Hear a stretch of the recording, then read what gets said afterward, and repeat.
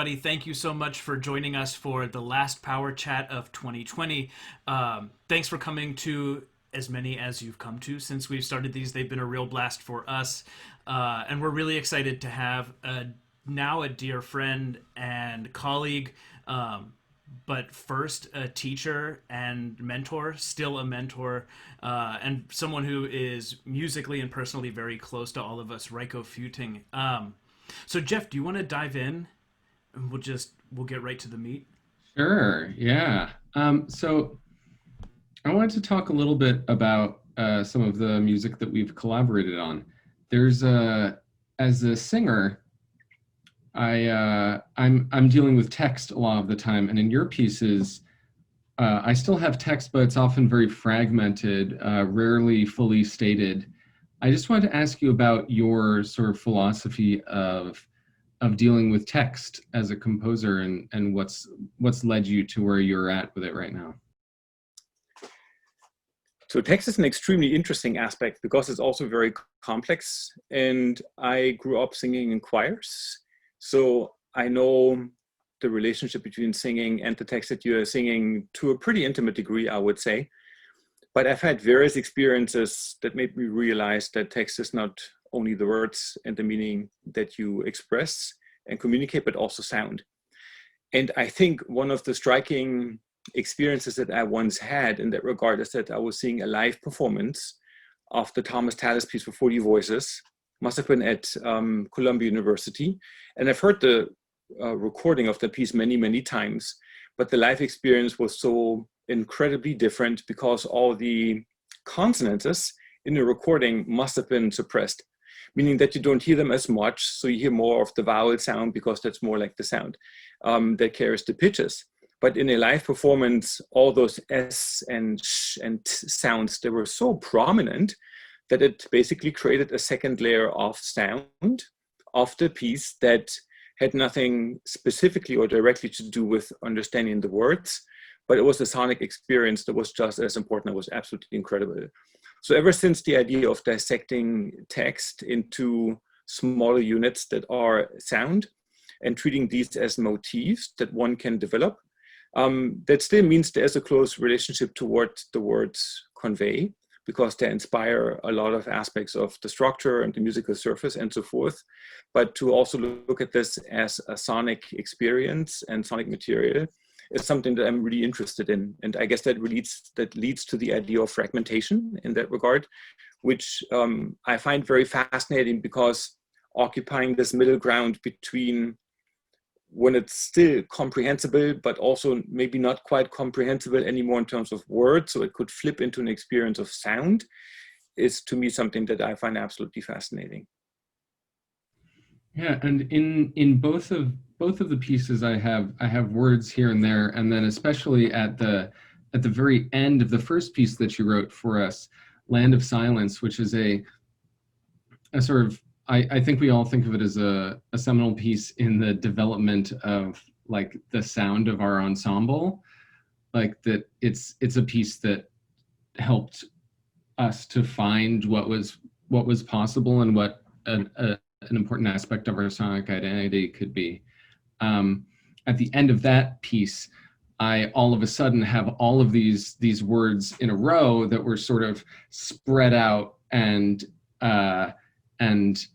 fragmented across a larger expanse of the piece. And I thought maybe this idea of sort of layering of different elements also applies to that sort of consonant layer you were talking about with the talus, that we have simultaneities, different kinds of music happening at the same time, right?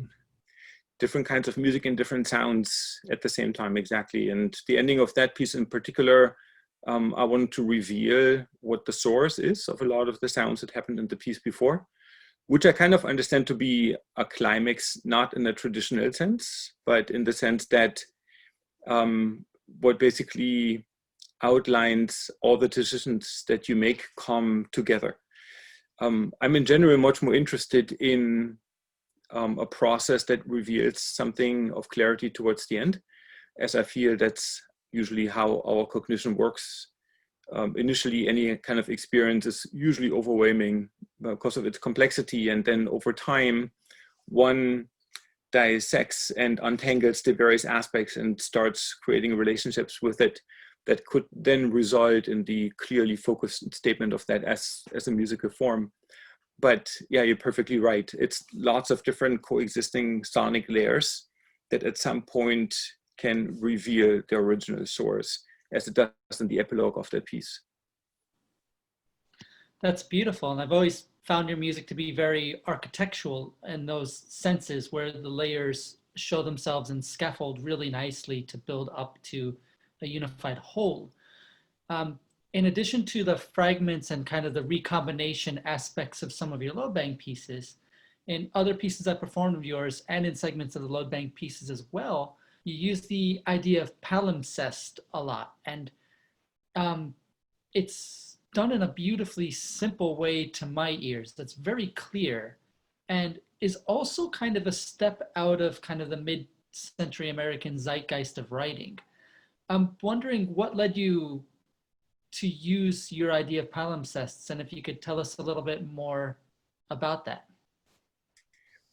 In general, like if I had to say what interests me in composing, among many things, obviously, and one of these aspects is the idea of expression.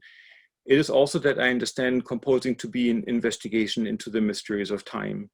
And time is extremely complex because it can be experienced in so many different ways.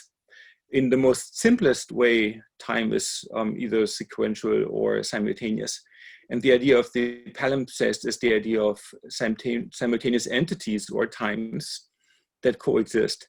So it's a term that comes from older times when paper was still very expensive, but also made quite differently from nowadays. And after writing something down, if that wasn't needed anymore, one would scrape it off and then write something else on top of it. So you can actually layer things on top of each other. And we have now possibilities to detect all those various layers and actually see, because of the ink entering the substance, what was written at various times. It is a bit like archaeology in that regard, that there are different layers that were shaped by different moments of time that we have now the possibility of experiencing at the same time through investigation, which is basically unearthing those various layers. But the idea of time not only being sequential, but also simultaneous is something that I find absolutely fascinating. And that's what the palimpsest idea is. So you have something that already exists, and you layer something else on top of it, as if you use the first layer as a kind of screen to project something else onto that. And this could be something that I have written, like in our Loadbang string orchestra project, or it could also be something that someone else has written before. I have to say that I've always just really, from a personal standpoint, really loved that we can talk about these ideas in such complexity. But if you have the ideas in the back of your head and you listen to your pieces, they reveal themselves very clearly and in such concise terms. One question I had for anybody that's listening that's unfamiliar with your music so far, if they wanted to hear these ideas clearly, do you have any piece of yours that you'd point them at as kind of an introduction piece? I believe from what I've seen, maybe Tons, the solo violin piece, is one of the most played works of yours. But if not that piece, do you have any others that you think would be a really lovely introduction to these ideas and how you use them?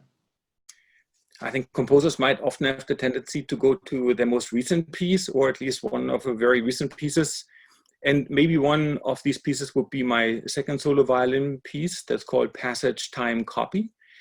And that is similar to Tans in the way that it uses quotations a lot and processes these in various ways that are primarily based on nonlinear forms.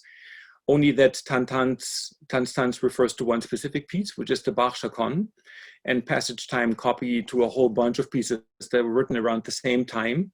So it's kind of, the creation of a simultaneous musical experience that actually didn't exist at the same time.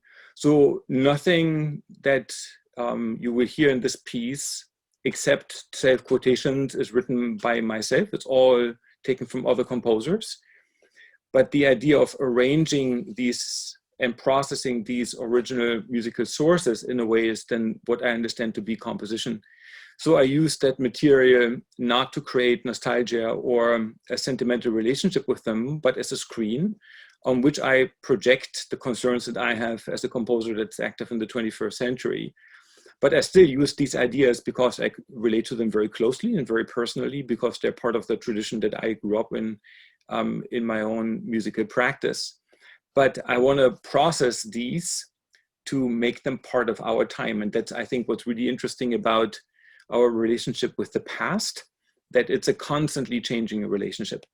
That's not one that's fixed, in the sense that, you know, past and present are extremely closely related and not divided. Reiko, in a way, I feel like you kind of answered my question in talking about the palimpsest, right? And this idea of an original being covered, but they're all still in there somewhere. You know, I notice at the end of your pieces that you've written for us and the scores that we've worked with students on, we see this engraving of Soli Deo Gloria, right? The thing that we see at the end of Bach's music and a lot of Handel's music. When we were at MSM, one of the best classes that I had ever had as a student was the class that you taught on Second Viennese School. And so there's this clear sort of love and affection of all of this old music. And I'm realizing now that the palimpsest, or maybe I'm wrong, but this idea of palimpsest also makes total sense in terms of how maybe you think about this music in terms of your own music. But I just wonder if you could talk about your relationship to this music, how you work with it. How often do you feel that it's intentional and that you set out to write a piece and you know exactly what you're going to use versus maybe something that kind of uncovers itself as you're working through the process? And then there's one question in the chat here that I think kind of ties in with this as well. Someone's asking if you could give an example of where you wrote over the work of an earlier composer and how you work to integrate those things. That's a lot of question. I will try to remember them. But in terms of like your first question, I think it has to do with various aspects. And one is the idea of identity. And I have to admit that I wasn't really aware of my own musical tradition and identity until I left Germany. So the moment I moved to America, and specifically moving to Texas, really made me kind of question to what it actually means to come from the location that I came from in the context. I think you have to help me, cellist, very famous cellist, Rostropovich once said that he didn't become the artist he became until he left home. Meaning that if you are in an environment that forces you to really question your own identity and look at it from a different perspective, your relationship is one that you take for granted. Now, it's not a necessity in that sense that you have to leave. I think you can also look at that from internal perspectives. But the idea of identity is something that I find really interesting. And since we are cultured by the environment that we are born into and raised, that's something that we carry with us, whether we want it or not. I find it interesting to consciously deal with it in that sense. The second aspect is what composition actually means. And I try to constantly redefine the essence of composition. The basic meaning means that you put something together. In that regard, composition shouldn't be all that different from arranging. I know that the distinction is often made between composers and arrangers, as composers being more creative and arrangers being less creative, but I actually don't believe in that. I think arranging can be an extremely original practice, whereas composing can also be a very unoriginal practice. And I sometimes feel I should rescue the terminology of an arranger from its connotation of a secondary practice or a not quite as creative practice, because at the end of the day, that's all we do. We don't really create anything from scratch. We recycle the ideas that are around us anyways. we arrange them in very specific ways. And that has a lot of potential. I think that also has to do with the fact that this notion of always generating newness or discovering new material and going somewhere else, exploring and so forth, I think is something that has to be redefined specifically in the time that we live. That is also true with our natural resources. I really think that we shouldn't think that natural resources are owned by us. We actually borrow them, and we have therefore also a certain responsibility, and that's true for any kind of musical material. The power therefore is that it allows us to create extremely strong associations and therefore be very specific, which is sometimes a little more difficult in music, which I have to admit sometimes bothers me right now because it doesn't have the same directness as, for example, the spoken word has. I've done various pieces that are kind of projected onto earlier pieces. One piece I could mention that uses a piece almost in its entity is a piece I wrote for the ensemble Unheard Of, and it's based on a piece by Josquin de Prez. And there is a large section of it that's literally an arrangement or an orchestration of it. But I try to still do it as creatively and composition-like as possible. The violin piece I mentioned earlier was written after reading a quote by the German composer Johannes Kreidler, who says, if you write for solo violin, all you do is copying. And that I would completely agree with it, but that can be a fascinating creative enterprise if that's what you want to do. The choice of pieces is then another interesting aspect. It's not only something that I'm familiar with and that I like, but also something that I can relate to based on the time that we live in. And the Josquin piece I just mentioned ends with the words Dona nobis pacem, and was written at a time when there were a lot of conflicts that we thought we had resolved in this world, that all of a sudden started to become real threats again.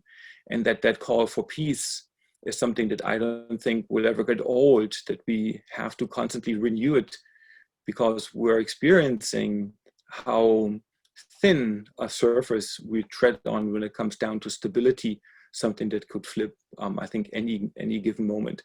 And that's something that those composers experienced quite directly. One of the most intriguing composers for me there is Schütz. And he was primarily active during the 30-year war, and how he adapted to this time in his own music, and how he wrote pieces specifically referencing political decisions that were being made and so forth, and how his art was so relevant because it directly and consciously reflected the time that he lives in, I find absolutely fascinating. That's something that the 19th century often lacks, because at this point, art started to exist for its own sake and become independent of any kind of specific material, but also social context. And you would then look for direct responses to social movements in the music of Schumann, for example, in vain, because he doesn't. But it was also just not the purpose of art. I feel very close to composers that actually did. Reiko, I wonder, just as a bit of a follow-up, and this is another great question that's in the chat, you talk about how sort of influential and how you look at these composers as like sort of these composers or these people creating this music as a source of inspiration. I wonder, is that something that, did you feel that way as a younger composer too? The question in the chat is one surrounding the sort of anxiety of influence, or you feel this accumulation of weight of all of the previous masters of composition, and how does a young composer find themselves amidst all those voices and influences? Well, that's definitely an anxiety and it's a fear, but there's only one way to deal with it, which is to face it. You gotta go to those places right away and directly. And if you look at these influences not as people to look up to, but to be inspired by, and look for similarities, they're all human beings and they all had flaws and they all struggled. And if we don't forget their struggles, and I think that's often the problem, that we only look at the achievements completely detached from different aspects of their life, that can be still very inspirational in that regard. But yeah, the anxieties, they clearly exist. It also takes time and patience, obviously. But if that's a question that's consciously being asked, then I don't think it's a problem to have these anxieties, because you have now a possibility to actually face them. And since there's so many great composers around there, there's so much anxiety, which keeps you busy for the rest of your life. And that's what's really nice about that in that regard. Reiko, we're 10 days from closing 2020. It's been a totally insane year for all of us.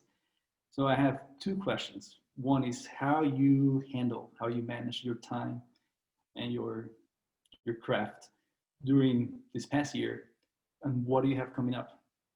What's on your schedule for new compositions besides all the teaching that you do? What projects do you have coming up? I know that in many decades from now, I will remember this year clearly as being an important year for me, not only as a person, but also as a composer and an artist, similar to 5 years ago, which for me was also a turning point. And 5 years ago is when the Syrian refugee crisis started in Europe. And I remember I was in Italy that summer and reading about the refugees that were gathering in train stations and so forth. I really felt, because I closely connect to the European tradition, that's the one that I grew up in.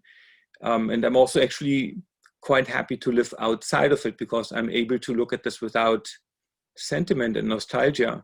But I felt that things really are changing, and I feel exactly the same right now. When the pandemic broke out, I knew exactly that it's not going to hide the differences that exist. It's going to amplify differences that exist. I also knew exactly that we're not going to go back to the world that we knew pre-COVID. Like, the world is changing, and it kind of functioned almost like as a fuel to a lot of social movements that were already going on at this point. Social inequalities and injustices and so forth, they're really being brought to the foreground because of this time. And it is, if we are lucky enough to continue to do what we do, such a chance to really think about what we are doing and to examine the conditions in which we work to make sure that they are relevant. So I remember giving an assignment in one of my classes where I skipped the final exam, and I simply asked the students to kind of lay out their vision as how they want to make a difference as artists in the next 20, 30 years. And I got various requests for delayed deadlines, because that caused a moment of depression, which also says something about the educational system that at least I live in, because if that's a question that no one ever asked themselves, there is something essentially not quite correct about that. I also was forced to look for different ways of making music. I took over the chairmanship of the composition department in the summer, and immediately I was asked for the question, well, how would it be attractive to anybody to come to Manhattan School of Music and study composition if there's not the possibility to get any performances? And I came up with so many different solutions. There's obviously the idea of virtual performances and pieces that one can create. But also I discovered the idea of performing music outside. With my students, I've realized now 2 projects in the park right next to Manhattan School of Music.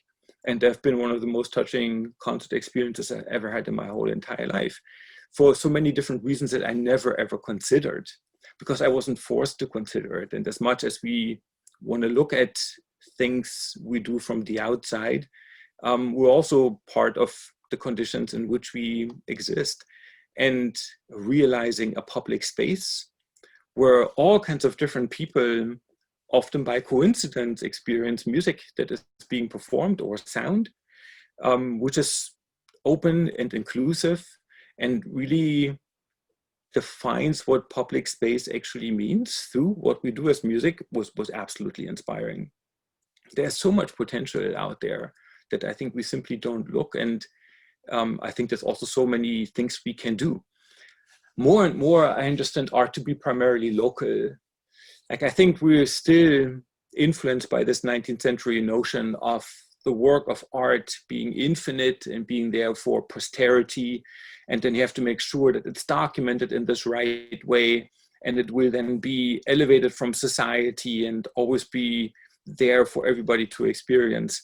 We can make the difference right now. And that's actually the most important aspect.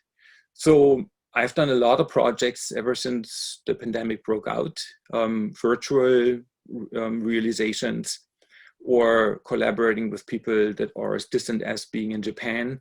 I was part in a theater production that happened in Germany, which was all happening online, which dealt directly with very pressing social issues right now.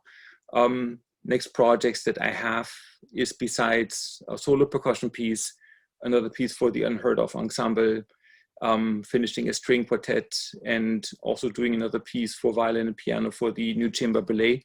Is I'm going to work on an opera, which is based on a mystic nun, Mechthild von Magdeburg, who was active in the 13th century. And it will be produced in the city of Magdeburg. So there's again a very local relationship. But she, coming from an upper middle class family, at some point denounced all of her wealth and helped the poor. And I want to combine this with interviews that a friend of mine did with homeless people, to simply kind of create a bridge between that story that's hundreds of years old, but it was dealing with issues that we're still facing. And I find building these bridges between the past and right now extremely fascinating, because it would give us some insights into the times that we live in.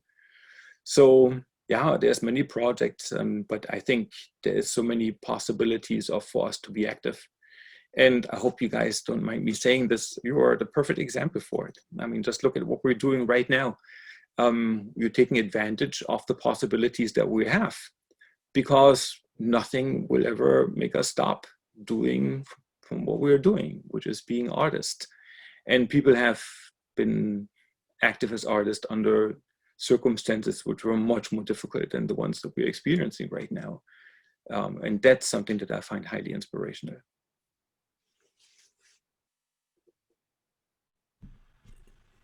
It's hard to know. It's like we have 3 minutes because we're true to our word. Just like the power chats were, or the power concerts were at MSM, we're true to the 20 minutes.